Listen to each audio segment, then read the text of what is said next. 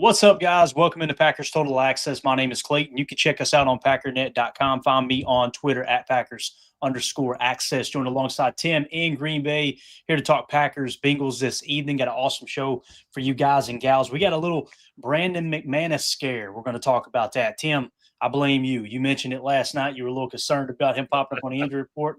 And then lo and behold, later on this I guess it was early afternoon that LaFleur put us on a little scare alert. We'll talk about that because I kind of feel like it took a turn for the worse, and then it came back around where I'm not feeling as bad about it, but I want to get everybody's take in the chat on that. We'll also got a Devontae Wyatt update.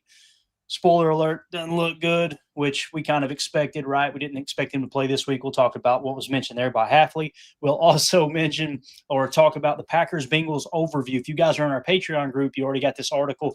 We're just going to go through and hit it real quick. What I thought we would do is get a little more organized and show where our offense ranks against their defense, both scoring, run defense, and pass defense, and vice versa. So we'll give you all just a little bit deeper preview on the Packers Bengals. You can check that out over at patreon.com/PackerFan Total Access. If you want to support the show, that's the best place to do that. So, before we get into all that, if you would, do that YouTube stuff for me real quick. Hit like, hit subscribe. If this is your first time tuning into PTA, welcome. Thank you for making us a part of your evening. We're not experts. We're not insiders. You probably caught on already. We're not media members. We are fans just like you talking Packers on the daily. So if you dig that type of stuff, make sure you hit subscribe and click the bell icon so you're notified every time we do go live daily, in some cases multiple times per day. Tim, man, we're going to jump into McManus injury talk here in a second, but how you feeling, dude? How you doing today? What's been going on in Tim's world? I had a feeling about McMoney and this quad injury. Doing okay. I'm glad we've got some positive news, I guess you could call it, out of there. But I'm not completely unconcerned about this. I'm sure we'll dive into it. But I'm doing good, man. Happy to talk some ball. We got fall weather here in Green Bay. It's beautiful in the 50s today. Really cool at night. I love that chipper fall weather that we're getting right now, man. No, it's lovely, dude. And Robbie in here trying to work us all the way up the first pitch. He says, y'all got 2 hours till first pitch, talking about the Brewers game. So, and dang, Andy Watkins came in here and said, go Cubs. But you about to get kicked out. You better watch it now. Watch it, man. And I'm not talking about by me, man. These are rabid Brewer fans here in the chat. They will hack the stream and kick you out where I have nothing to say about it. But, Robbie, we'll probably go about an hour, man. We'll make sure. Andy Watkins also asking, can you kick? Yes, I can. The question is, with any consistency or effectiveness, the answer is probably no, but good question. Absolutely. What we need to do is we need to put together this elaborate plan to where we can have Tim sneak into the college game day kicking contest and win us all about $250,000. That's what when I say us all, I mean me and Tim. We're going to split it. Of course, I'm his agent, but we'll see if we can't get some money on the table for that. I don't know if you watch. Put up the money for the personal trainer first, Clayton. Help me get stretched out. Wouldn't want to pull a quad while I'm practicing, right? Right. Gotta rub the butt cheek down after that one. You know what I'm saying? That's just the way it goes, man. Every time I try to kick a football, I pull a butt cheek for about 2 weeks. It happens every single time. And I know the doctors in the house are saying that's the gluteus maximus, Clay. I got it. Completely understand. Down here we call it a butt cheek. It is what it is. All right. I don't know. I'm not a doctor. Thank you, Coach. Let's jump into it, man. So, major concern in all quotations. You're going, Clayton, you're being dramatic. No, that was Matt LaFleur being dramatic, man. This had me a little concerned as Rob Demovsky tweeted out. Packers coach Matt LaFleur said kicker Brandon McManus' quad injury is not from the tackles he had to make in the Dallas game. LaFleur called it, quote, a major concern right now. We'll see how he is today and tomorrow, and we'll have a plan, said Matt LaFleur. He went on to say, Demovsky tweeted out, LaFleur said McManus' right quad injury happened in practice yesterday. They have IPP player Mark McNamee on the practice squad, but also could sign a kicker. Obviously, Mark's been working with Brandon McManus pretty much all year long, all the way through training camp, I should say, right? So he may be the guy who gets the start there. Then Rob Demovsky tweeted out, Brandon McManus' right quadriceps was at practice and working with holder Daniel Whelan, but not kicking. Practice squad IPP kicker Mark McNamee watched closely behind. Left tackle Rasheed Walker with the quad did not participate after being limited yesterday. Wyatt and Belton still out. We'll hit on some of those here shortly. Now, That's the bad news, right? It looks bad, sounds bad, and that's what me and Tim were talking about earlier. However, you had Brandon McManus in the locker room or outside of the locker room, I believe, immediately following practice, and he had something a little bit different to say. Let's see what Brandon McManus had to say about it. Like I said, it's very similar to my injury that I had in 22. I had a pretty good game, and I had 2 50-yarders and a 40-yarder in that game. And so like I said, I plan on playing. So he plans on playing. I love what he said there too. He's trying to sell a used car, ain't he, Tim? My man's like, listen, buddy, I've had this injury before. I kicked 250 plus yarders. Coach put me in. But like you said, man, the last thing you want to do is try to rush this thing with McManus too, and all of a sudden you're without your kicker the rest of the year. That would suck. Yeah, and you know, the Irishman McNamee is a cool story. You know, the guy's been kicking footballs probably less than a year at this point. So you have a quote unquote backup plan, but when you're dealing with a veteran like McManus, who's pretty much automatic, I am concerned. And it's great that he gave us a little inside baseball there, talking about, you know, he had tweaked the quad in 2022, was still able to hit from a couple 50-yarders, and then he said 40-yarders. So in my mind, that's the barometer for Sunday. You know, if we're talking 55, 58 yard, we're going for it. We're not going to send him out there for that. I think if we're inside his comfort zone, they may go with it. But anytime you've got a leg or quad or hamstring, ankle, knee, anything on your kicking leg, that's extremely concerning. And McMoney doing his best to just play it off and be real cool about it. I guess we'll see. You know, we'll see how he looks going into this weekend. I'm sure we shouldn't overreact, but you know, I think Coach LaFleur's right. I mean, this is a serious concern right now because, you know, our only other option other than signing another kicker is going with our international pathway player, McNamee, and giving him a shot. And, you know, he's looked pretty good, like I said, for a guy hasn't been kicking footballs very long, you know, former soccer goalkeeper and everything. But, you know, game on the line, you know, in the NFL, you throw him out there, you don't feel as confident as you do even with a banged up veteran like McManus out there. So I would anticipate that they're going to tweak his range and his comfort zone a little bit. And I wouldn't anticipate anything, you know, more than, you know, low 50s for field goal attempts if he does play on Sunday.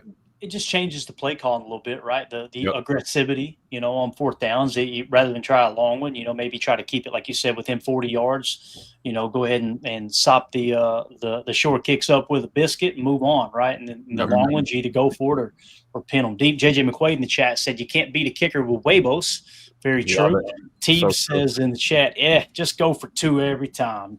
Emilio, what do you think about this, man? Rob Domowski put this tweet out, said Packers kicker Brandon McManus says he plans to play on Sunday versus Cincy, even after his quad injury yesterday in practice. He had a similar situation earlier in his career and played that Sunday. What do you think, man? Have you ever had a quad? I need to ask you that, sir. You being a former – was it lacrosse? It was lacrosse. Yeah, lacrosse. I did play football, but yeah, lacrosse in college. I had a quad in my freshman year of college, but it's something you just kind of got to get through, really little time thing, and just sort of work through the pain, stretch it out if you can. But yeah, that's when Tim texted us that, I was like, oh, here we go. And I didn't really know what had happened. I was just mowing and stuff. So I was like, all right, well, we'll figure out what's going on. But yeah, listening to Rich and everything, you know, Hale's coming along, right? But it's the way Rich kind of said it. I don't think he was super thrilled about maybe dragging him out there to take that spot. And which is fine. Like Tim was saying, dude's just learning and getting the hang of it. And so you got to go through those steps. And I think they were asking about Whelan and if he can do kickoffs, and I'm pretty sure he's their backup. But again, it's a different stroke, right? It's a completely different swing of the leg when you're doing kickoffs, field goals versus punts and everything. You got to point your toe and everything on a punt. You got to, you know, really swing through it. And so you're just asking them to bounce around a lot. I think, you know, you're kind of spot on with that, Tim. It's like when I'm playing college football, anything from 40, you know, 30 to 30, I'm going for it. You know what I mean? Unless I'm inside my 20, I'm kicking. You know, besides that, it's 4 down territory, man. And you get on those far right hashes, man. I don't mess with some of those close kicks. You still go for it then anyway. Right. It's really true. I feel like it's only going to affect the field goal attempt game, right? Yeah. You know, the kickoffs nowadays are, you know, they are what they are. I'm not worried about McManus on kickoffs or, you know, 33-yard extra points. It's, are we going to need a 57-yarder with time running down?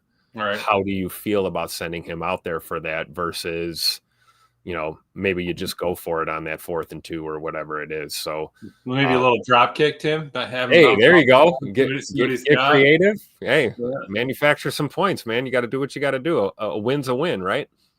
Yeah. And Jason Y in the chat said Matt LaFleur likes to talk about injuries to throw off opponents. Very good point. I know people complain about the size of the injury report every week.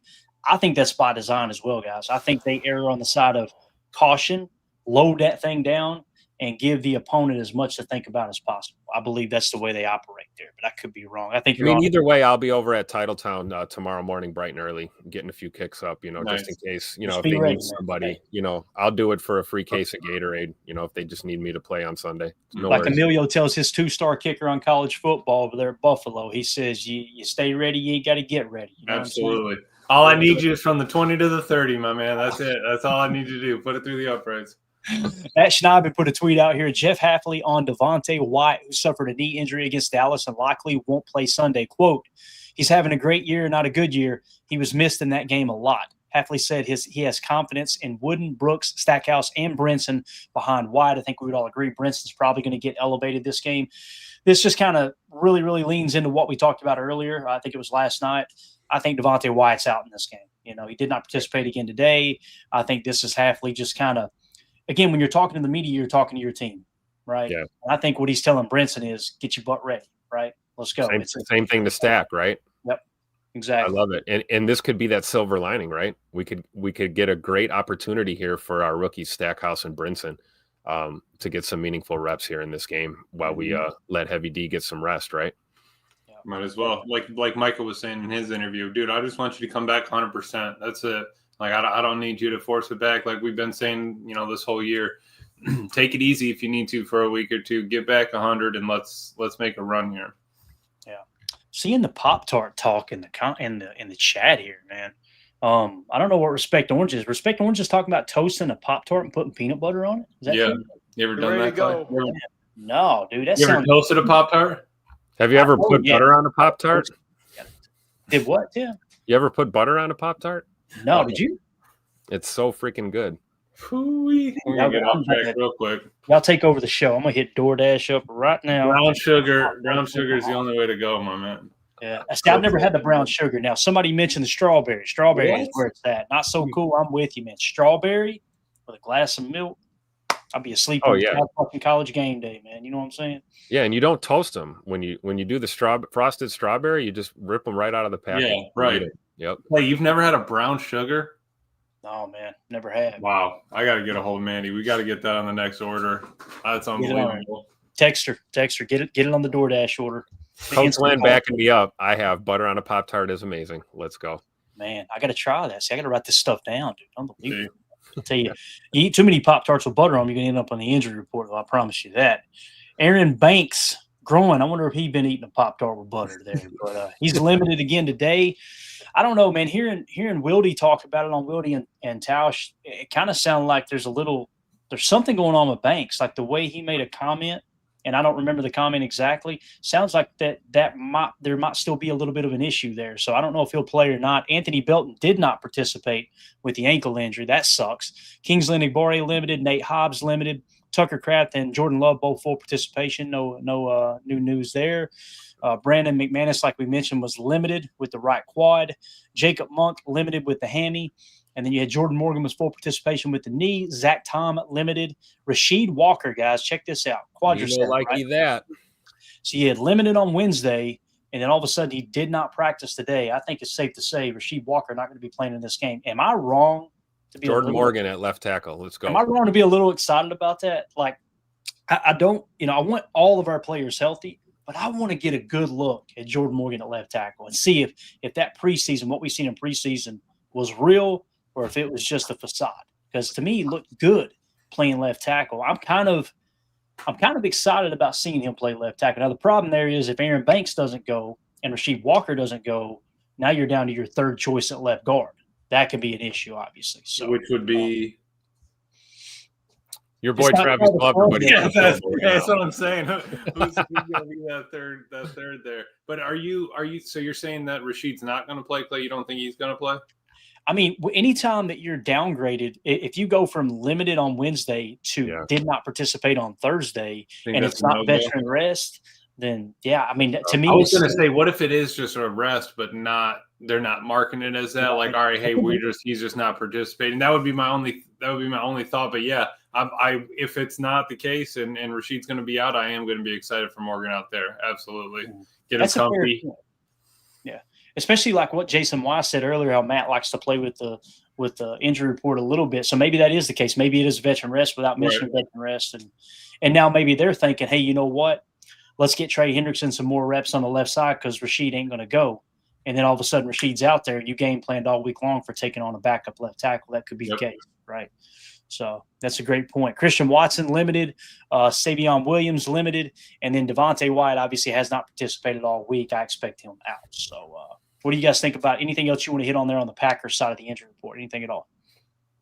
Yeah, I mean, just the Rasheed Walker popping up with the downgrade late in the week, kind of backing up your point, Clayton. It'd be different if this was like Tuesday, but we're going into Friday in a game weekend and he's not participating.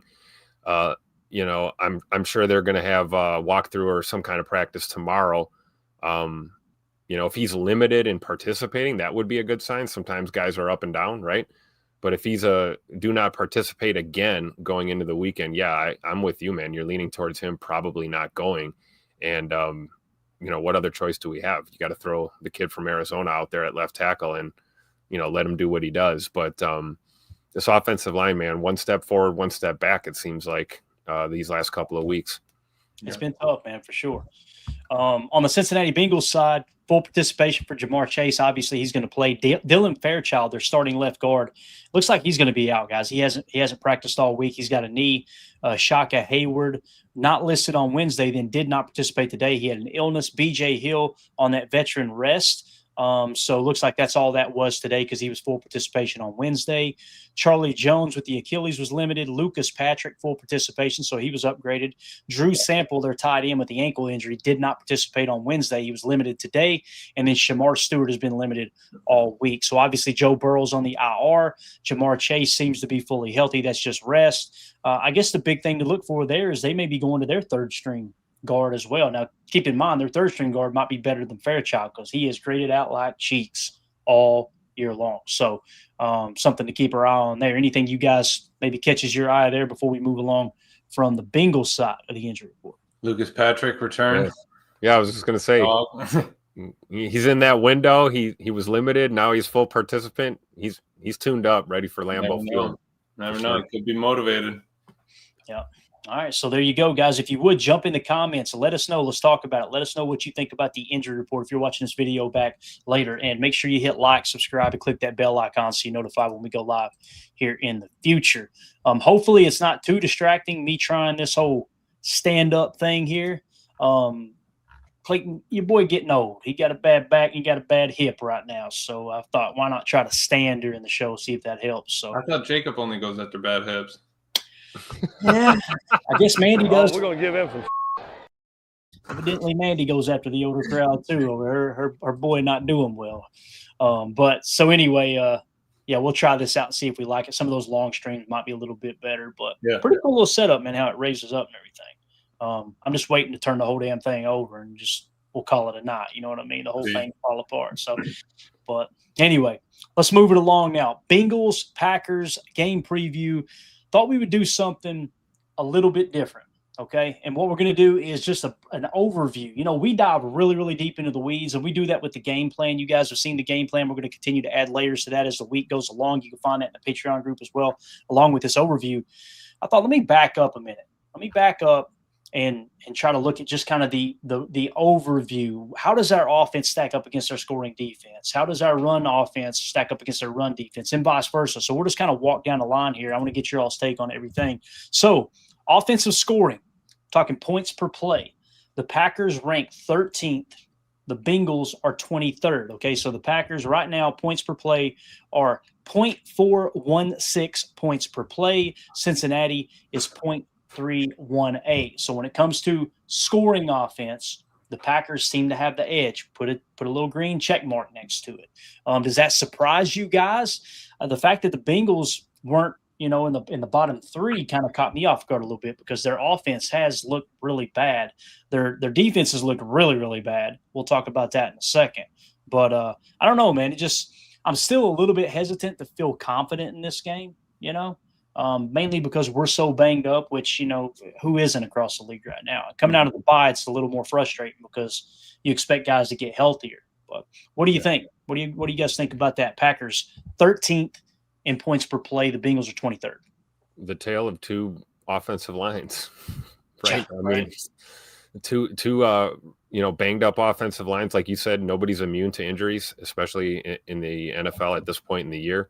But I think we're going to see more of it on Sunday. It's a testament to the way Jordan Love's been playing football. We've had some issues on that O-line, and we found a way to play through it. Same thing with Cincinnati. I mean, losing Joey B, that's a huge deal, right? And finding a way to manufacture some kind of offense and hang around near that top 20 is pretty impressive. And I think that's probably why you feel like we feel right now, which is, I'm confident in our team, but I don't think this is a gimme game. We're going to see on Sunday is two offensive lines struggling all day long, really. And, it may affect your offense. It all starts at that snap and with that wall. Like Emilio says, you can't have holes in the wall and expect to do anything. So I really think that's where we're at right now. But the Packers being 13th gives me hope, if we can figure out how to get guys healthy and get consistent personnel out there, maybe we can creep into that top 10. Built to add. Yeah, absolutely. Scroll down just a smidge, Clay. Yeah. It's not like so we're at 4.16. We're not even that far off. I mean, you're talking half of a point, to get you up to 10. So I'm completely fine with that offense. Yeah, we were maybe a little slow here and there, but I think that it's, starting to work itself out, starting to get some of the kinks out. We just can't get our running game going. I think that'll help a lot. Jacobs getting hit in the backfield. There's just a lot that we've had issues with, but it all kind of, like Tim was saying, falls back on the O-line. You got 6 O-linemen on the injury report right now. You're facing an uphill battle there. So either one of those is going to give. Either the line's going to get better and you're going to start getting healthy and you're going to start breaking off some runs and the offense is going to do a little better, or you're just going to fight a revolving door at injury and that'll be the rest of the the season there. But I don't think they're going to kind of let that happen. We got to get them better, get moving forward.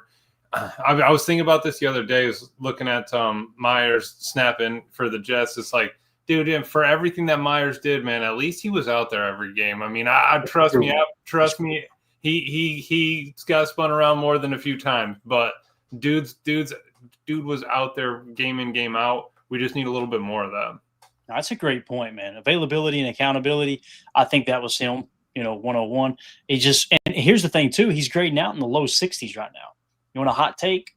Josh Myers is actually grading out a little bit better than Elton Jenkins, according to PFF. Again, take that for what you want, And there are not many people. I have never heard one person, one single person, defend PFF's offensive line grading system. Like, there's never been I think they're spot on. It's always, this makes no sense at all. That's former NFL offensive linemen talking like that. That's former NFL coaches talking like that. I've never heard anyone positively, endorse PFF and how they grade the offensive line. It's really, really strange for sure. So, JJ McQuaid in the chat says Joe Flacco received a 62.1 PFF overall grade in Week 3 game against the Packers. Again, people were pretending like Joe Flacco played like damn Joe Montana out there. He struggled. The reason we lost that game was their defense was dominant, And again, I think that you're going to go out and face a much what's the right word here? A less equipped defense this week than he had in Cleveland. Now, the trade-off there obviously is now he has Jamar Chase and T. Higgins to throw the ball to, so will that make a big difference? Let me put it this way. If I could choose between playing Cleveland and their stout defense but horrible offense, or play the Bengals' horrible defense and kind of average to below average offense, I'm picking the Bengals every day of the week, twice on Sunday, because you can go out there and score points and you can put pressure on the Bengals. Flacco's going to start to force some things, which he didn't have to do in that Cleveland game because we kind of shot ourselves in the foot. That makes sense. So, scoring defense, let's see where they stack up there. This is where they start to separate themselves big time, right? Opponent points per play allowed. The Packers are 10th in the league. The Bengals are 27th. So right now we are a top 10 scoring defense at 0.331 points per play allowed. Again, the Bengals are all the way toward the bottom in 27th at 0.459 points per play allowed. So really, really like this to be the week that the Packers offense cranks it up. You just got to take care of Trey Hendrickson. Don't turn the ball over.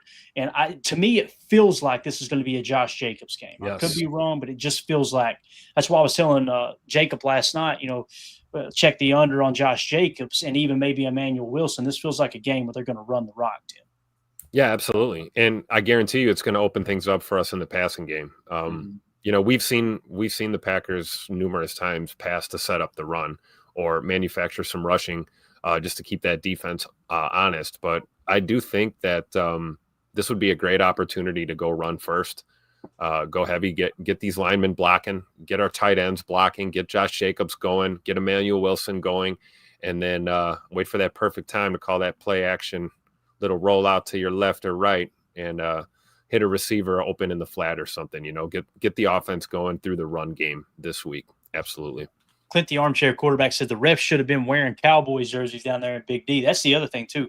Being back home at Lambeau, Emilio, you feel pretty good. Obviously, the scoring defense tends to, to point toward the Packers being heavy favorites, just like the 14-point spread suggests. But also, man, being at home is going to help a lot. And I guarantee you, we were loud enough as a fan base, and I guarantee you the coaches sent tape into the league office like, hey, are we going to start calling these holds on Micah Parsons or not? Yeah.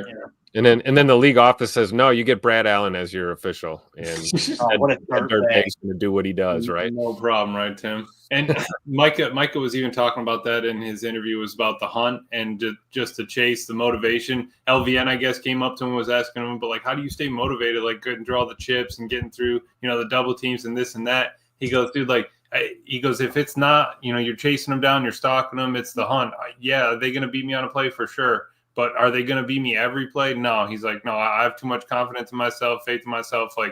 I'm going to get there. And when you do, it's like a lion chasing down that gazelle. He's like, man, I need to start listening to some motivational stuff. So you get LVN cranking out on that. You get that mentality of chase, because that's what we need them to do. You're never going to win every single rep.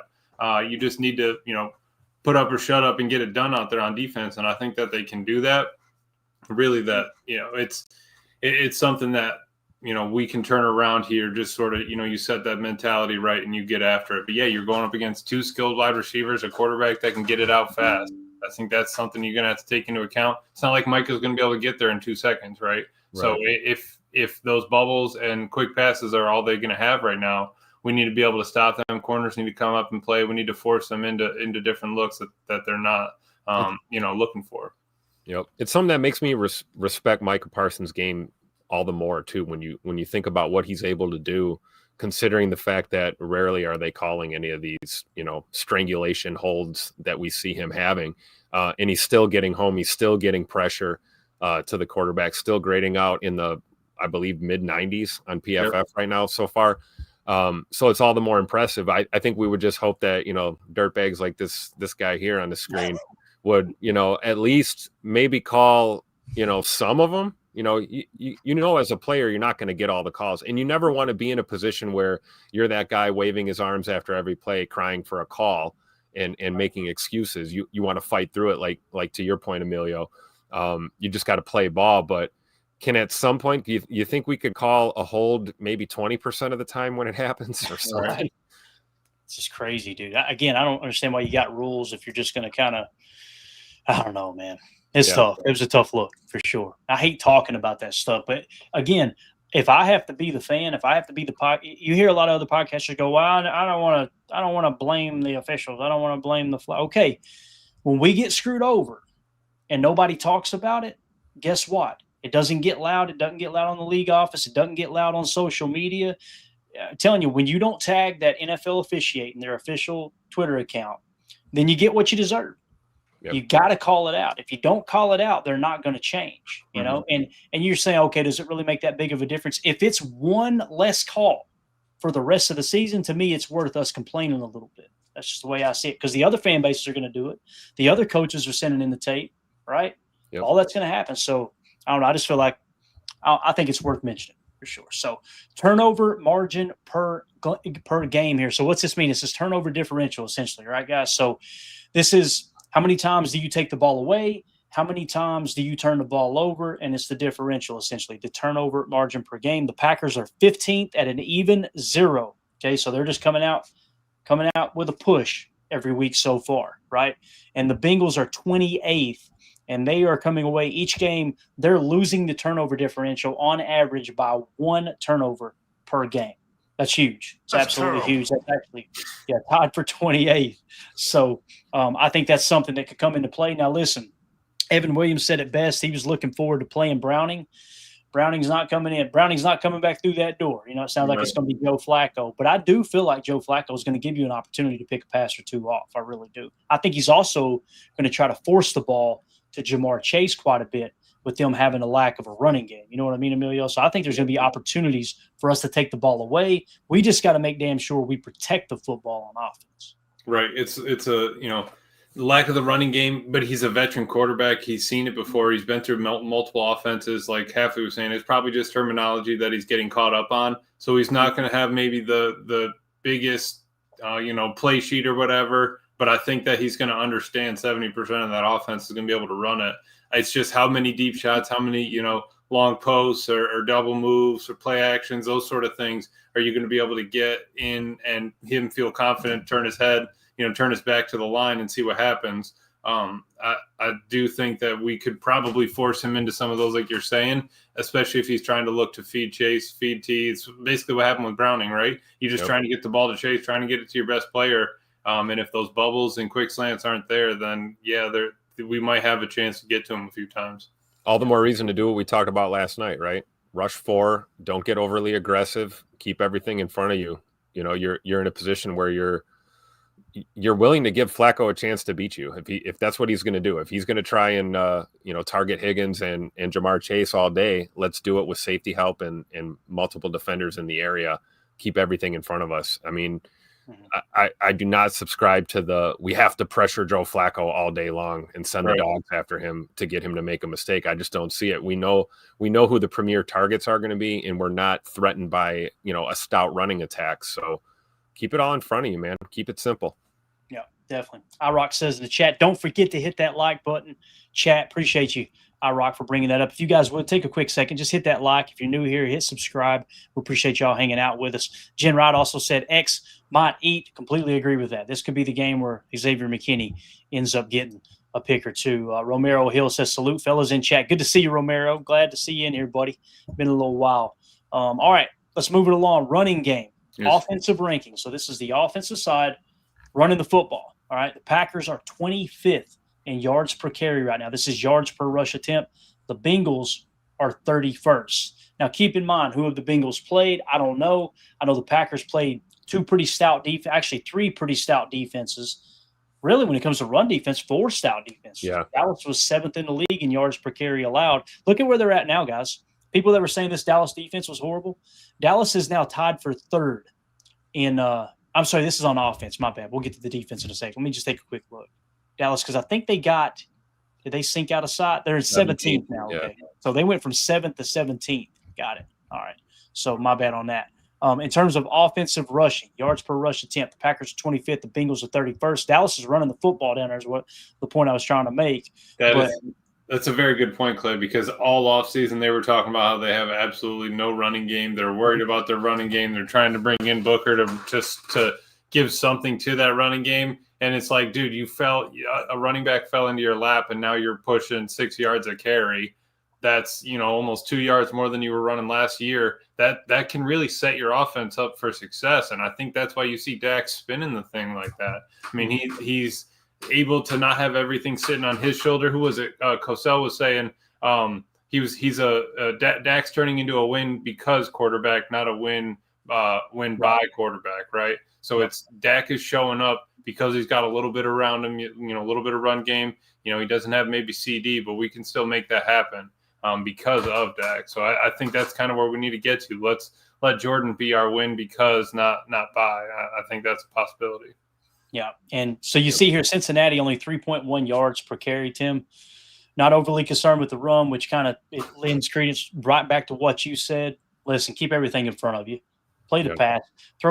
Put 7 in coverage. And like I said, let's go with a cover 6 look and let Jamar Chase dictate the coverage. Make sure the cover 4 side is on his side. Not every play, but the majority of the time, I would like to see a lot of cover 6. Because again, when you look at what we've ran so far this year, let me pop this graphic up. So far this year, we are running cover 3 37% of the time, cover 2 21% of the time. Make sure I got the year right. I believe I do. Yep. And cover 6, we've only ran it 14% of the time so far this year. So that cover 1 man needs to go away. Let's get that 18% number down. Get it down to about at least 16, maybe 15%, and get that cover 6 up to, what I would like to see is honestly, we got cover 6 14% of the time and cover 1 man 18% of the time. I want to see those flip. That's what I want to see. And I don't mind a little cover 1 man when you got a short field. Your opponent's knocking on the door of the red zone or something, and you want to man up.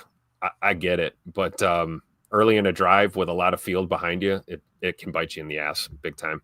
Yeah. Mm-hmm. So back to the run defense now. All right, this is where the Packers are excelling. Get that off the screen there. Apologize. So defensive ranking, yards per rush attempt allowed, the Packers are 5th in the league. The Bengals are 16th. So the run defense, Emilio, has been stout. 3.6 yards carry is all you're allowing. The only teams that are better are New England, the LA Rams, the Seattle Seahawks, and the Cleveland Browns. Again, that's why I looked at that Cleveland game, couldn't get the running game going the way you wanted to. That doesn't bother me as much because Cleveland is the best run defense in the league right now. What do you think about Green Bay sitting in the 5th spot and then, of course, the Bengals being down there at 16? Yeah, better than last year. We'll take that, absolutely. Obviously, it's probably going to even out as the season goes on. But, 3 yards to carry, that you're stopping them before they get a first down, right? If you're looking at a running attack as anything over 4 yards, you're in the clear. 3.5 where you can break that 10 yards every 3 plays. I'm super happy with that. I'm glad that it didn't all fall into shambles because you brought in Micah and everything, and and Wyatt's not there. Okay, but we can still hold up, and you do that to a Dallas team that basically had to throw it all over the yard to keep up with you, who's pushing almost 6 yards a carry, right? So you're cutting them in half, and you played that game up to 40 points. So it's not like they didn't have opportunities to run it. So I think, like you said, hopefully we can get Jacobs going this game because you're going up against an opponent that you might find a couple cracks in it. Yeah, Clint in the chat here said Eagles 29. Wow, I think he's talking about running the ball. So the Eagles are 29th in rushing this year, guys. They're 29th. And then in run defense, they're tied for 24th. Not to get too far off track here, Tim, I apologize. I just seen that and was like, are they really 29th in rushing? That's wild. Backs up what you always talk about. Philly's got a lot on tape, right? The NFL teams are well-versed in what Philadelphia tries to do with the ball, whether that's Saquon or Jalen Hurts or whatever they got going in their run game. Clearly the tide is turning. Film study does pay off and it translates to the field sometimes. And, it's a game of inches and a game of adjustments. So, and again, we're what, barely a quarter of the way into the season here. We're going into week 6. So a lot can change in a few short weeks. But to your point about, the running attack, like Emilio was saying, like this could be an opportunity with that semi-suspect defensive line there. With the Bengals, I'd like to see a versatile approach. I'd like to run between the tackles. I'd like to run outside the tackles. I'd like to get some toss. I'd like to, inside zone. Let's get some duo going. Let's throw the damn kitchen sink at Cincinnati when it comes to the run game and not let them get comfortable. Let them be on their heels all day long, I would love to see flow and boot flow, basically wide zone and boot flow off of it. And get Tucker Kraft involved early and often there in the passing game for sure. When you're talking passing game, offensively, yards per pass attempt, for all those people that say Matt LaFleur is too conservative, don't look now, but the Packers are 4th in the league in yards per pass attempt. Matt LaFleur is straight belt to ass in the passing game right now. And Jordan Love is an MVP candidate, so you got to tip your cap to the old ball coach there. The only 3 teams that are better than them are Seattle, Baltimore, and Indianapolis as it sits right now. Bengals, however, their yards per pass attempt on offense, 27th, tied for 27th at 5.9 yards per pass attempt. Now, they're moving on to the next quarterback, right? Maybe they're expecting that to get a little bit better with Joe Flacco. I don't expect it to change much at all, Emilio. I don't know how you feel about that, man. A yard and a half less than last year. That's brutal for a passing game. And you go up to the Packers, who have actually gotten a little bit better than last year. They were at 8.3, I think, versus 8.1 beforehand. And it's like, yeah, Matt LaFleur is still cooking. There's still not a problem there. I think it's, maybe Jordan's not taking as many attempts. What's he averaging, like 30 a game, something like that, which is normal. But nowadays it seems like 40, 45, if you're really wanting to throw the ball, is what you're looking for. Matt staying consistent, not overworking your quarterback, not overworking your back. We're in good shape. The only one I would say, scroll back up real quick, Clay, on the Packers is our away number. So we're 7.6 yards when we're away versus 9.1 at home. So we're a yard and a half less away. I think that has a lot to do with the snap count, a lot to do with trying to decide what we want to do on silent. And I think getting home, we're going to hear we'll hear a hard count here and there. I think maybe when we're away, we need to get under center more so that you don't need to do as many claps or through the leg looks. And we just need to kind of run our offense maybe a little differently when we're away. Stop putting so much pressure on that old line and, listening for this or looking down the line and stuff like that. Let's try to make it easier on them. But, when we come home, I think they're going to spin it. We're going to get maybe an offsides or too many men on the field, hard count, something like that. That's a great point, Emilio, considering, musical chairs that we've been playing on that O-line, right? You got to have your counts right. And you have to, try to manufacture some consistency when you're having consistent personnel out there, for sure. It's a great point. Yeah, and the whole looking through the legs for the snap blew me away. I've been watching football a long time. Has the Packers ever done that before? I don't know, but I did see Josh Myers doing it for the Jets too. So I was like, is that something we carried over, or is that? No, that's Aaron Glenn's dumpster fire over there. Is that just the other option too? We don't want to tap him on the hip from a guard. Let's look between the legs. I don't know. You got high school teams that don't even do that anymore. Yeah. Come on now. Seriously. Well, actually, there is high school teams that do it, Tim. It's called the Jets. So you never want to be in the same conversation with the Jets, be on the forefront of some kind of new age thing. I know it's not new. We're kind of, tongue in cheek here, but I've never noticed that before where it's just, all right, I'm going to stare between my legs and then I'm going to snap the ball. That's a lot. I don't know. That seemed like it'd be very, very disorienting. Yeah, like why not get your ass kicked in that? Correct. Why not get under center in that instance? I mean, how many times can you can still run the ball under center? You can still do everything, and then maybe you get to crowd out of the game. All right, let's go back to shotgun and do our thing. Yeah. All right. Let's move along to passing defense. Yards per pass attempt allowed. The Green Bay Packers are tied for first place with the Atlanta Falcons at 5.2 yards per pass attempt. So Jeff Hafley is cooking in the pass defense, no doubt. He's top 5 in run defense, right? So you ask yourself, how come we're not top 5 or top 3 in yards or in points per play? You have turned the ball over on the other side of the field, right? And given short field to a lot of teams. So that's something you got to clean up for sure. You got to make sure you control that this week. But Packers are tied for first. The Bengals are 25th in yards per pass attempt. They're giving up 7.3 yards per pass attempt as it sits right now. I'm trying to see which one is the away game. Next to last column.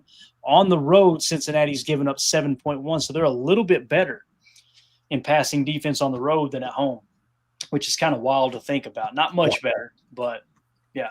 What do you think, Emilio? What are you grinning about? I was just looking at Dallas, man. They're 7.9. They're last in the league, and at home gave up 8.9 yards per pass. It's like, that is brutal, man. In Jerry World, you're just getting the ball chucked all over. It's just passing back and forth on the big screen. You know what I mean?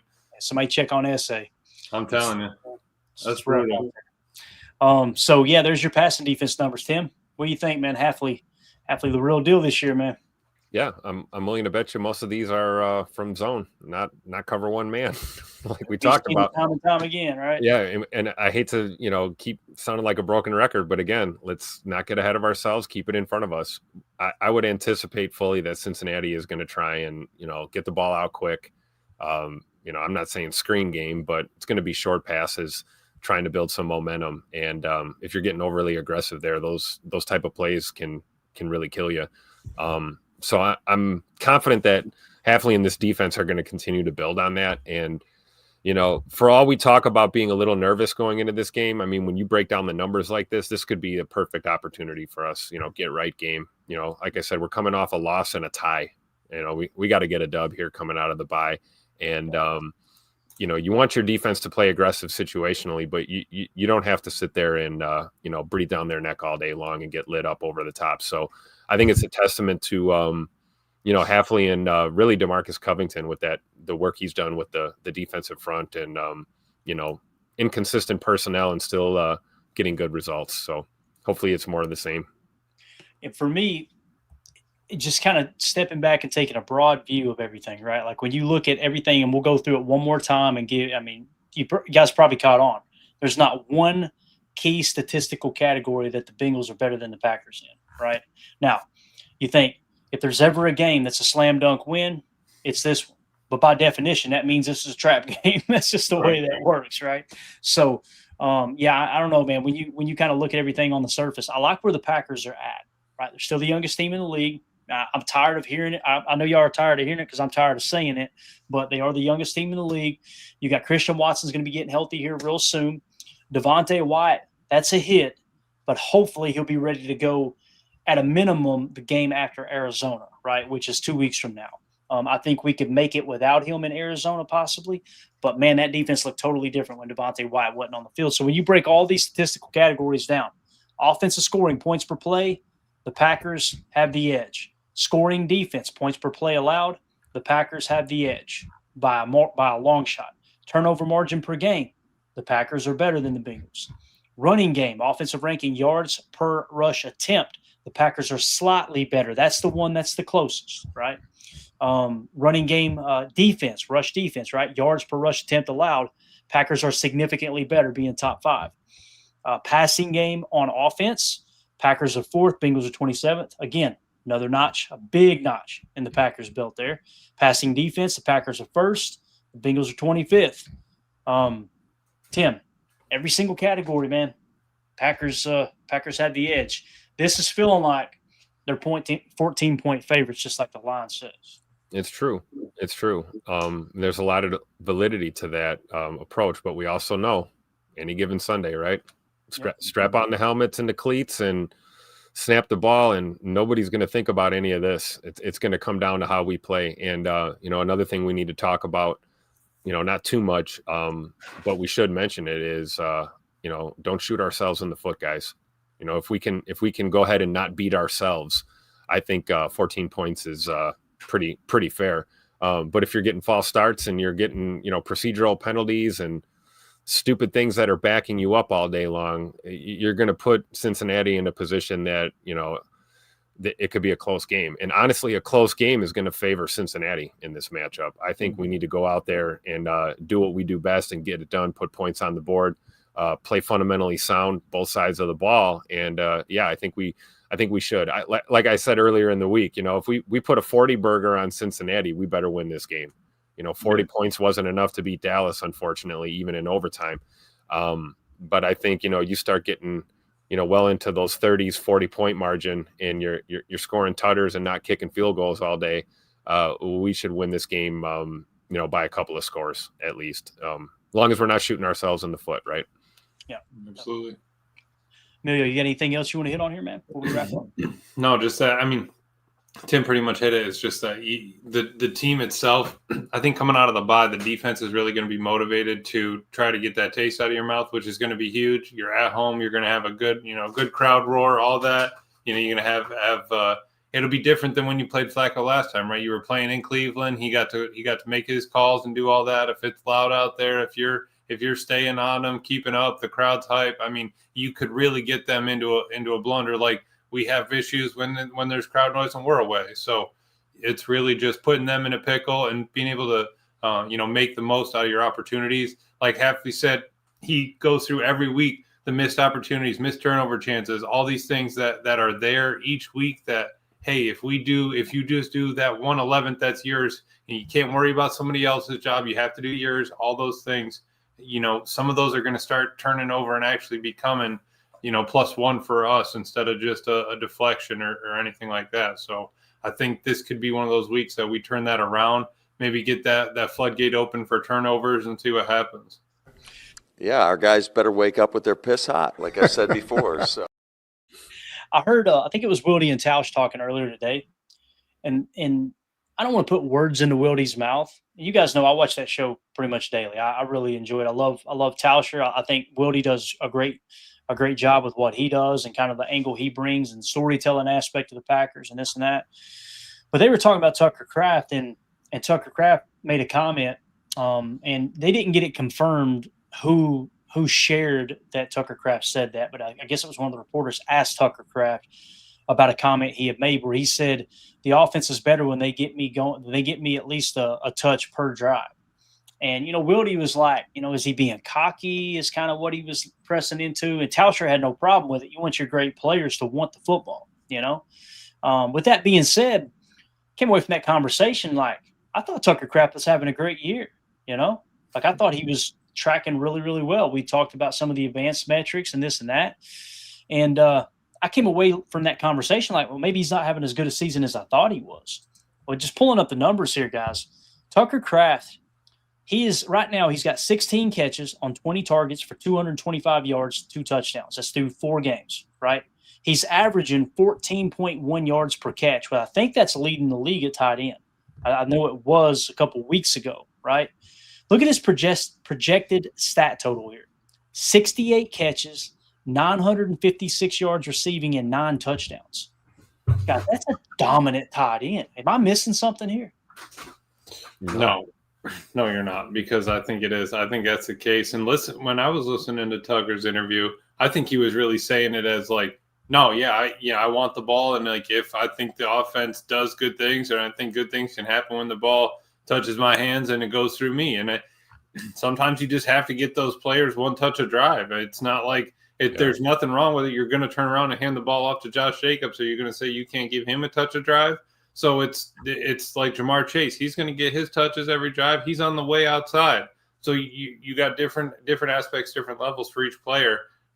I think you have to lean into that. I think you have to go ahead and accept the fact that when it happens, good things happen. If he's having a down game, all right, cool, let's get away from it. But I don't think you can go into the game and not try to get him, 2 to 4 catches a game.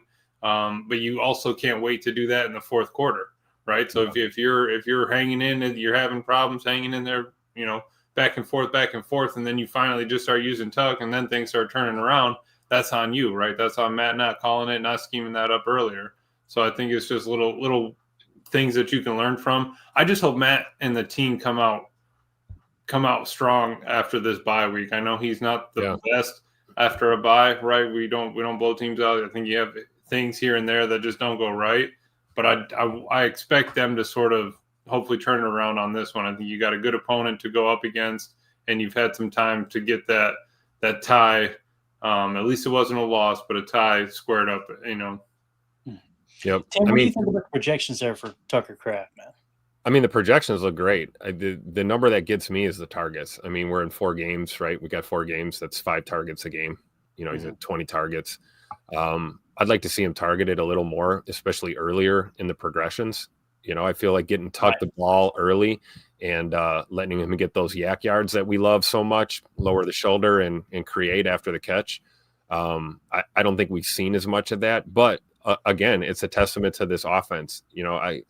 I feel for Jordan Love going through his progressions and looking at all the options that he really has on a given play. But I'm not saying force the ball to Tuck, but to Emilio's point, man, we're a better offense when he is active, early, and involved pass game. And he can prove to be clutch too on some of those third downs. It's not just Rome and Tay Wicks and Matthew Golden.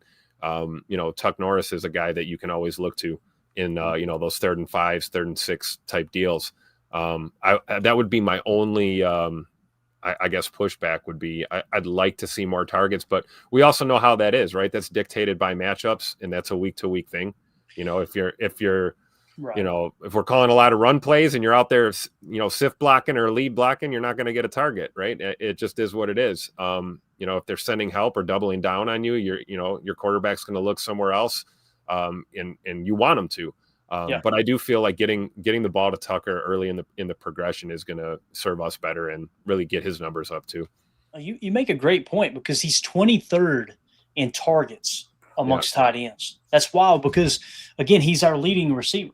Now, it does show you, like, how many games are we going to see where Jordan is thrown to, like, 8 to 10 different receivers, right, and completed passes to him. So they're definitely moving the ball around quite a bit. Again, targets, he's 23rd. Now, let's go to yardage and see where he stacks up. So he is 8th in receiving yards at 225 yards. So, once again, he's a yak machine. He's an absolute yak machine. Yep, he is, man. When you talk about yards per reception, he's 3rd in the league in yards per reception amongst tight ends. Only Hunter Henry with the Patriots and Dalton Kincaid with the Bills have more, right? His catch percentage is 80%.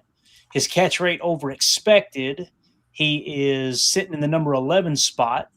His receiving EPA is a little bit lower, however. So it's what that tells you is there are definitely plays that he should be making, right? And he is making them. Don't get me wrong, he's making them. But no, I'm sorry, receiving EPA it's plus 17. And remember, some of these guys have already played 5 games. I mean, you only have a few that have 4 games played here. You got a lot that have 5 games on their totals with yards. Because I was looking at Tyler Warren for the Colts. Yeah, Danny Dimes has been Indiana Jones has been spinning it, right?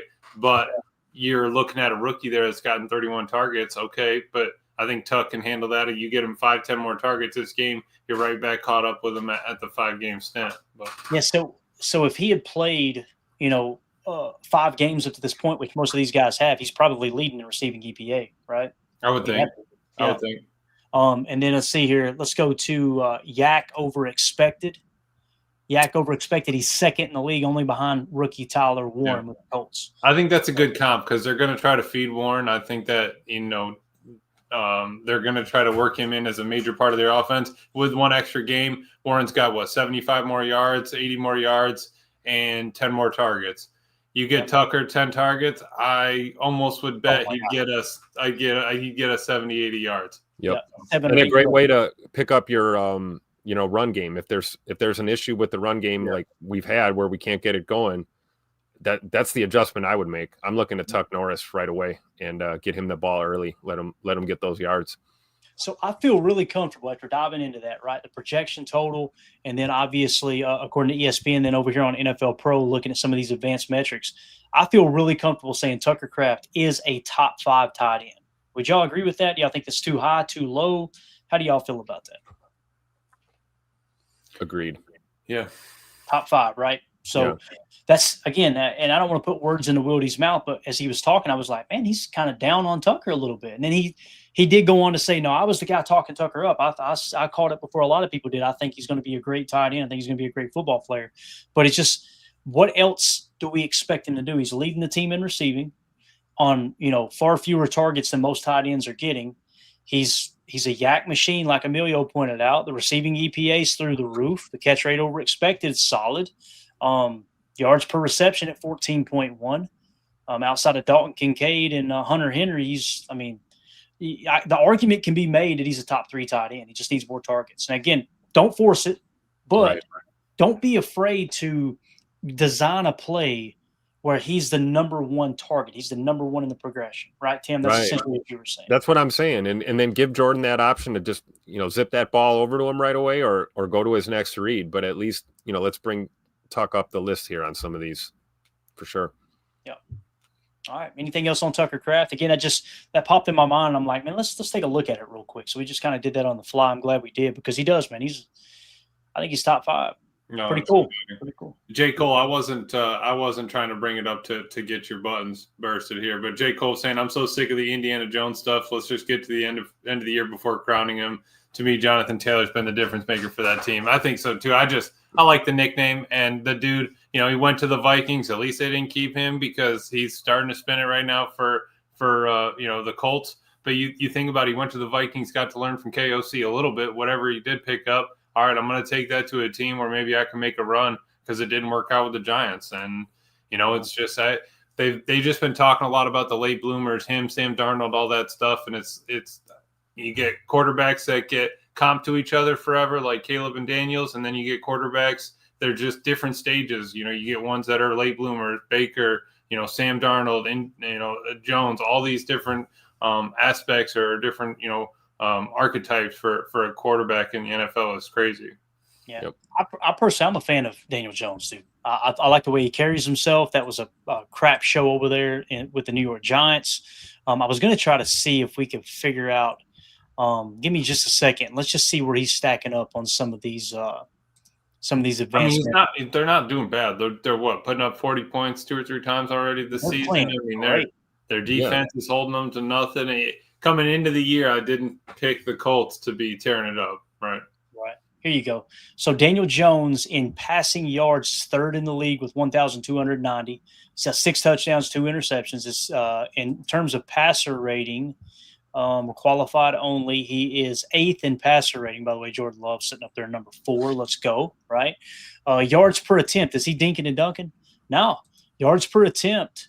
Daniel Jones is actually third in the league at 8.6. His completion percentage is 71%.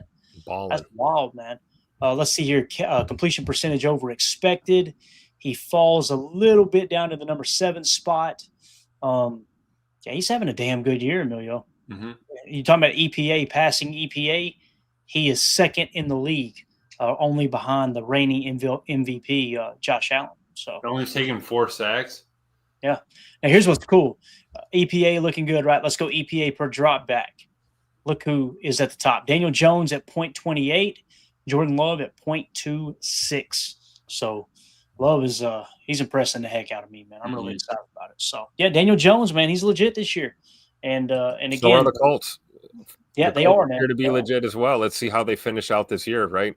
Great start and everything. But yeah, I mean, I've talked about it a few times that I think they were my sleeper in the AFC this year, and I don't think anyone's sleeping on the Colts anymore at this point.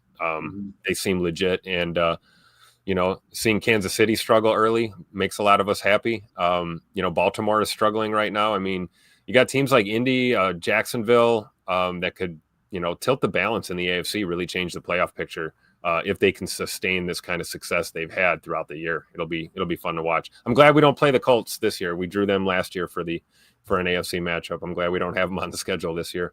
Right, because what does the NFL want, Tim? Parity, right? They want to be able to have any team be able to go out there and win any game, any week, and that's really what it's starting to turn out to be. I mean, you can't count on it. Bills lose one of the Patriots, bam. I mean, and yeah, we're hoping the Chiefs don't get it kicked off, and then when they play the Lions, it's like, oh, we are Chiefs fans. AFM, you were right the whole time. Let's go. It's Chiefs season, so you'll have that week to week. I love it. JJ McQuaid in the chat says Vikings got to feel pretty dumb with Daniel Jones and Sam Darnold balling out. Sam Darnold here in terms of EPA per dropback is 4th in the league. Daniel Jones is number 1 in the league. Both of those guys were in-house last year for the Vikings. They let them walk. And their starting quarterback right now, Carson Wentz, not playing bad, right? Not playing horrible. He's 13th in EPA per dropback. But there is a big difference between a plus 0.28 and a plus, where's he at here? 0.8. And his touchdown to interception ratio 5-2, not bad considering he hasn't played but just 3 games. So really interesting to see how all the stats stack up. Where's Aaron Rodgers? I know PFF has graded Aaron Rodgers out really, really bad. His EPA per dropback is a minus 0.02. Aaron's got 8 touchdown passes, only 3 interceptions, only 786 yards passing though, so he's obviously not pushing it down the field too much. But in terms of passer rating, however, Aaron is 10th in the league at 102.6. So 68% completion percentage as well. Boys, how about that, man? Jordan Love sitting at 69.4. If he finishes the year 70% completion percentage, Tim, we can tell everybody to shut up about the accuracy issues. My man has fixed it. It's exciting. Josh Allen did the same thing. Remember, he came out of college. He was like his completion percentage was in the 50s, right? And he fixed it. What's he at this year? Let's check that out real quick. Where is Josh Allen completion percentage Josh Allen this year, 70.4%. Jordan Love's right behind him. So pretty wild. Because Clay, what was Rodgers for his career? 65%. 65%. 65%. That's what you just been sitting on. That's what I thought. I wasn't positive. I was just making sure. You're sitting on that the whole time. Man. I love it. Any other quarterbacks you guys want to see? Tim, Emilio, anybody at all? The only other one I'd be interested would be Stroud, just because. Or I'm sorry, not Stroud. Stafford, because of his back and stuff, coming in with a rough preseason. But then you got Puka tearing it up. So that's another team in the NFC we got to keep our eyes out for. Yeah, Stafford. I remember seeing most of the betting lines, if not all of them, had him fourth best odds, tied with Jordan Love for MVP. Okay, wow. 66.7% completion percentage. All right, his EPA is plus 32.9. His EPA per dropback is a positive 0.17. His touchdown interception ratio, 11 touchdowns and 2 interceptions. So is he leading the league in touchdown passes? He is second in the league, only behind Goff. So Goff has 12 touchdowns, 2 interceptions. Matthew Stafford has 11 touchdowns, 2 interceptions. So now Stafford has a lot more yardage, obviously, 1,503. I think he's actually leading the league in yardage right now. So if Love throws 3 touchdowns this game, we're tied with Stafford. He throws 4, you're tied with Goff for league leader. You know what I mean? It's like we are not that far away. Our offense can put up 28 points against the Bengals. And then just like on Madden, in your franchise mode, you're going to get that breakout scenario. You're going to meet with LaFleur in the office and going to go, hey, how do you want to attack this week? You set the goal low, guys. Under promise, over deliver. Pop that star up the superstar trait. Yeah, the beginning of the season, you always expect you're going to make the Super Bowl, right? Set your high real high, and then every player it's real low so that we can get extra XP. And that's not even adjusting the sliders like Clay does. I don't need to go in there and be editing the players, turning them all 99. We can make do with what we've got. Dead Fish says, I got Stafford as my backup quarterback behind Love. Let's go, man. That sounds like a pretty solid quarterback room right there, fantasy-wise. Is that in our fantasy league, Dead Fish, by chance? Are you in ours, or is that just in another fantasy football league? Which we need to get some updates on that, man. I'm eager to see who's winning those for sure. Yeah, we'll have to check in with the beard here and get our update from the commish. Damn, J. Cole said, I'm in 2053 in Madden. I need to retire. Jeez, Pete, Jay. J. Cole playing a season a day over there. J. Cole, we're drawing Social Security with his coach, man. That's unbelievable. How old is your coach, bro? That's good stuff, though, for sure. All right. Cheesehead Murph, you missed the opening segment. We talked about this. We'll hit on it for you, man. We appreciate you swinging through. He said, who's going to kick this Sunday against the Bengals? McManus hurt, isn't he? So Matt LaFleur said it was a major concern, and then McManus came back and said he's playing Sunday. So, of course, you guys know how that goes, right? I mean, obviously, if coach decides to shut him down, he's going to shut him down. And this would be a game that you could afford to miss him for sure. So, yeah. Anything else, boys? Anything at all? No. Hopefully, McMoney's better tomorrow. Maybe it's just minor, right? Let him do a cold plunge, get some E-stim, whatever he's got to do. Get that leg good enough to hit some extra points for us. We'll be all right. Let's take a look real quick at the season leader receivers. We got a few minutes here, all right? We came this far. We might as well stretch it to an hour 20. So yardage obviously is not going to stick out for anybody on our team other than Tucker Kraft, but just strictly wide receiver. Let's go wide receivers here, all right, across the league, and let's see who is leading the league. So Puka Nacua at 588 yards receiving, then JSN, Justin Jefferson, Emeka Egbuka, boys. That dude. Rookie of the year? Yeah. Probably will be rookie. Well, let's think. Who else would be in consideration? Quarterback-wise, Cam Ward probably. I don't think it's going to happen. Dylan Gabriel potentially if he tears it up for the rest of the year. That's true. What about Quinshawn Judkins running the ball, right? He's having a pretty good year running the ball. Am I thinking right or no? Yeah, that's true. And then the tight end we mentioned just a second ago. Who was that? Tyler Warren. He'd be in the hunt. You're right. Egbuka's probably the offensive rookie of the year as it sits right now, for sure. So touchdown catches. Just trying to take a quick glance here. George Pickens with 5. Amon-Ra St. Brown with 6. There's Egbuka again. Rome in the house. Yeah. 4 touchdowns for Romeo Dobbs. There you go. So we got one on the board, right? Let's go yards per reception. Bam, Tutu Atwell, 41 yards per reception. He only got 4 catches. Nice. All he does is catch bombs. Look at Malik Heath, boys, 23 yards per reception. Now, I know he's only got 2 catches, but he's only been targeted twice too, right? Dog. That's Absolute dog. 100% catch percentage, dude. Got to stick him on the gloves. That's right. Catch rate over expected. Let's check it out. Malik Heath plus 57 points. Let's go. Only 2 catches, but man, they got to get him. I mean, telling you, they got to get him involved more. You know. I mean, it's tough when he's blocking guys to the water cooler all day long too. You know, he's doing the only other work. problem is when Christian comes back, it's probably going to be Malik. That's someone around that's going to get the boot. I hate to say it, but it's like you're going to run out of roster spots for guys like that. You're only getting 2 opportunities in 4 games. Yeah, we need a little more. Yep. No doubt. All right, let's look at the sack leaders right now. Nick Benito for the Broncos with 7, Byron Young with 5.5, Dorrance Armstrong with 5, along with Josh Sweat, Brian Burns, and Aiden Hutchinson. Then Rashawn Gary is in the number 7 spot with 4.5 sacks on the year. I like to do this. I like to look at the sacks, right? The sack leaders. Now let's look at the stop total here. Gary's got 15, so he's got 3 more than Hutchinson, only 2 less than Brian Burns. He's got, what would that be, 15? 7 more than Josh Sweat, only 3 less than Dorrance Armstrong. Byron Young having a year, my God. 5.5 sacks with 24 stops. My man balling out. So if you sort it by stops, now you got to kind of take the linebackers out. So let's just go defensive line here. Now keep in mind, that's one negative thing about NFL Pro is they do put 34 outside linebackers as linebackers as opposed to defense. So this is just strictly defensive linemen. Right. If you go to stops, you got Myles Garrett with 20, Leonard Williams with 19, Dorrance Armstrong with 18, along with Quentin Williams, Max Crosby. Max Crosby having a good year. So you got Gary as 10th, or actually tied for 9th, right, with run stops. I still cannot believe that they run him that much. 98% playing time for Max Crosby. That is unbelievable with everybody else around 60 to 80. So, and what was funny the other day, I was listening to that Cowboys pod. They were talking about, potentially, I'd be open to getting rid of the Packers pick and trading for Max Crosby. And I was cracking up the fact that, hey, maybe we need to get an edge rusher in here to bring in some pressure. And, I'd potentially give up a draft pick to go get an edge rusher.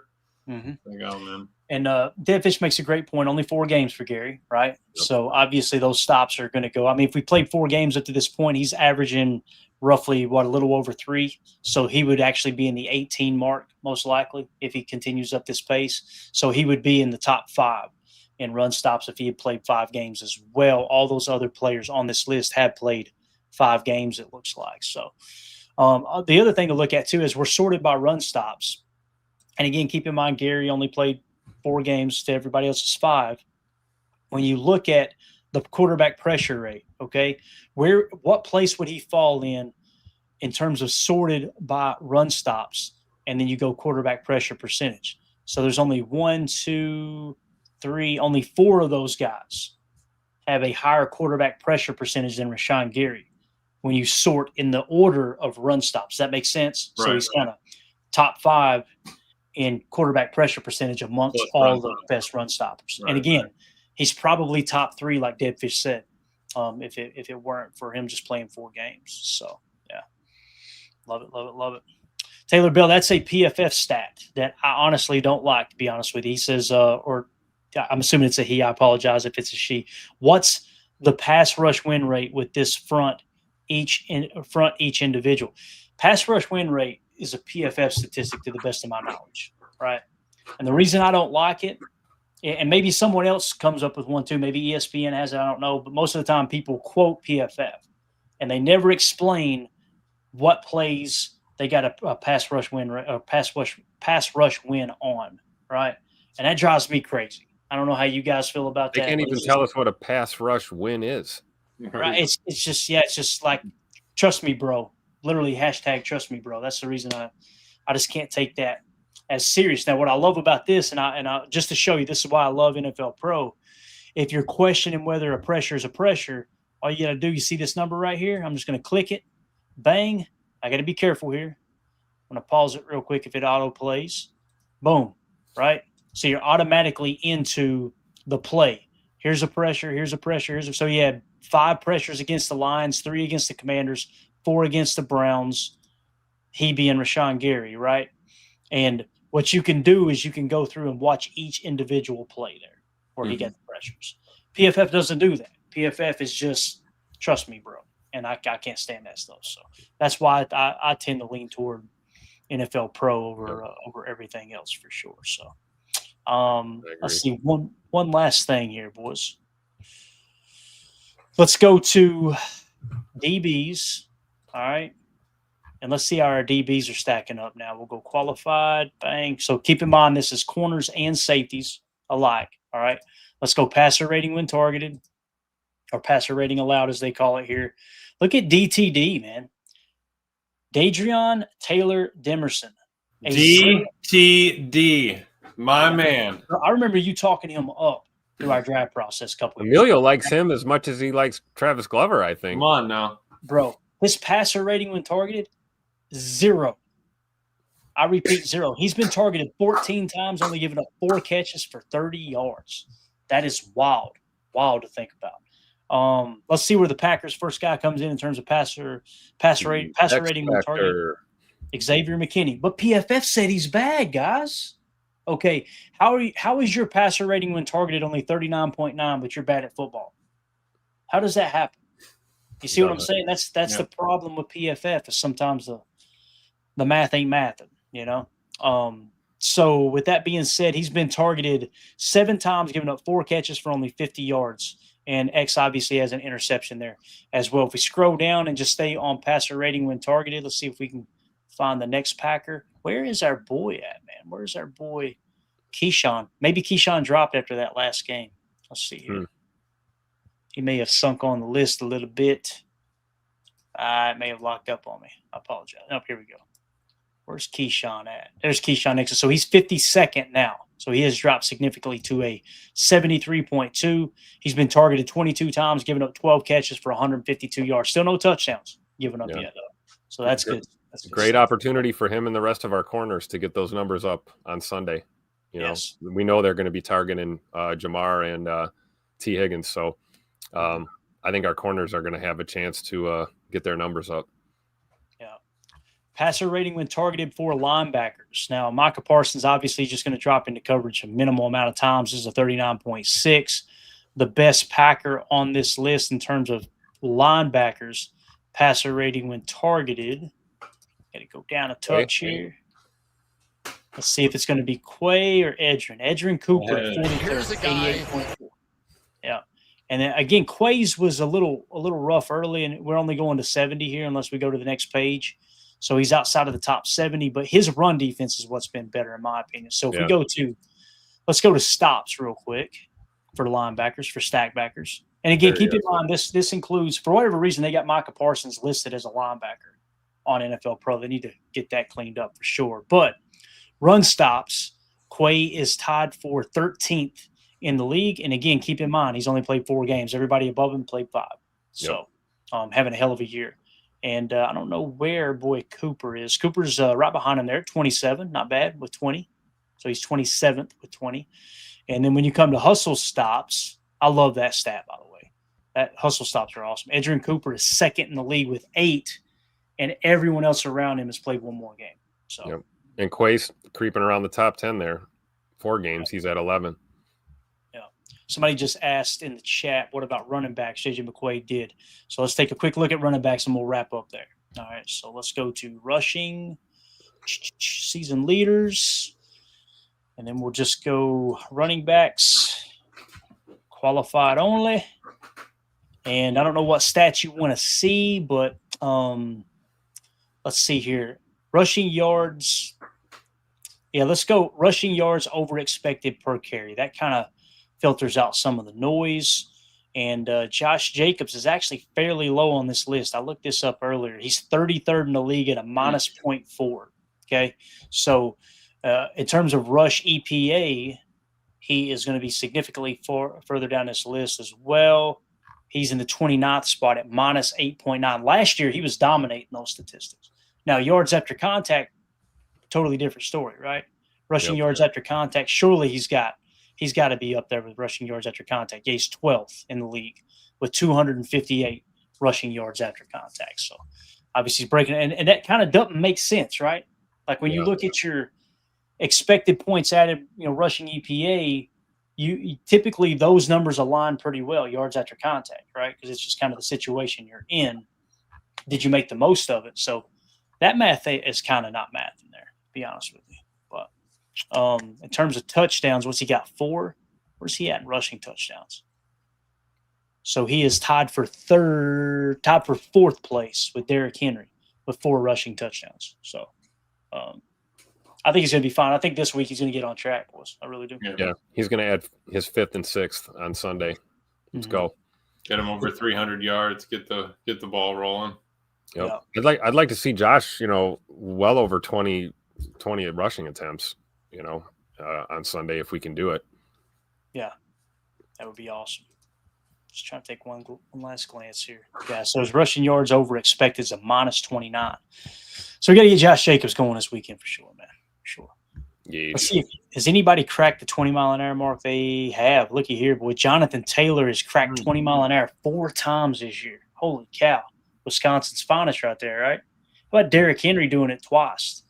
That's crazy. Jahmyr Gibbs doing it twice. Yeah. I couldn't imagine Derrick Henry running 20-mile-an-hour at me. That's terrifying. At you. I would just get the hell out of the way if I saw that happening. Yeah. Give him the old Olay, right? Absolutely. I'm out of here. So, Yep. Tim, tell everybody about our giveaway we got coming up here, man, that's attached to a great cause, my friend. Oh, yeah, absolutely. The whole month of October, we partnered up with Operation Horses Heal. Check it out, operationhorsesheal.org/how can I help. It's a great cause. It's helping our veterans, active duty military members and their families as well, giving them the space and environment to allow for their own self-guided wellness journey, doing some equine therapy with the horses. Each donation that you guys provide is going to get you entered to win an autographed Romeo Dobbs jersey, courtesy of Clayton and Mandy, and of course the good folks at Pristine Auctions as well. It's a road white jersey signed by Romy Rome himself. You've got the whole month of October to support this great cause. You can scan that QR code in the upper right as well. It'll take you right there. But make sure you go to their website and check out what they're doing over there in Westboro, Wisconsin. Big shout out to Rachel and her husband Rooster, doing big things for our veterans. OperationHorsesHeal.org/how can I help. There you go. Again, guys, it's just get yourself into the contest to win an awesome piece of Packers memorabilia, and also help a great cause. More importantly, there obviously. So, all right, boys. Anything else? We good? Ready to go. Ready to go donate to OHH. Let's do it, guys. There you go. Yeah. Appreciate everybody in the chat tonight. You guys were awesome, man. The chat was on fire. And we'll be back tomorrow. Tomorrow's Friday, right? Yeah, we'll be back tomorrow for sure.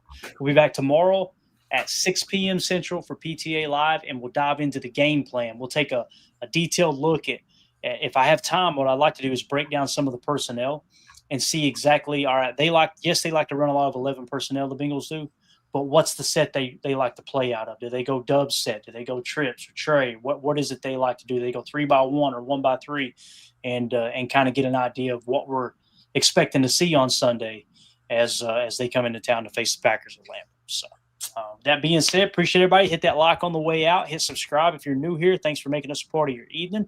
Make sure you click that bell icon so you're notified every time we go live moving forward. Also, if you want to support what we do here at Packer Fan Total Access, just go to patreon.com/Packer Fan Total Access. $3 gets you access to everything in there. Didn't plan on creating that site. People were like, hey, I want to support the show. So I just created a Patreon group. Emilio was one of the first people to join the Patreon group when I created it. There was nothing, was there, Emilio? It was just Patreon. You just here's come on. So just Emilio in there updating the draft board all the time, right? So now you guys got access to our draft board from last year, and we're updating the PFF grades in real time there. We're also going to start to put together a draft board for this coming draft, so you can kind of see, all right, here's some of the upcoming rookies for the draft. You also got access to the chats. Everything in there. And if you're a member of the $3 tier or higher, you're going to be entered into the giveaways moving forward as well. So during the post-game show this week, immediately following Packers Bengals, we're going to be giving away an autographed Marshawn Lloyd card, so a rookie card. So just make sure that you're a member of the Patreon group, and we'll throw your name on the wheel, spin that sucker, and give it away. So appreciate everybody tonight. Y'all have a wonderful evening. As always, let's go out and be the change we want to see in the world. And as everybody's saying in the chat, go Brewers. Got a lot of Brewer friends in here, so hopefully they can pull it out tonight and bury the Cubbies. They're in Chicago again, right, Tim? Am I thinking right? Yeah, I believe so. All right, so there you go. Go Brewers. Everybody have a wonderful evening. Take care. There we go. Bye, guys.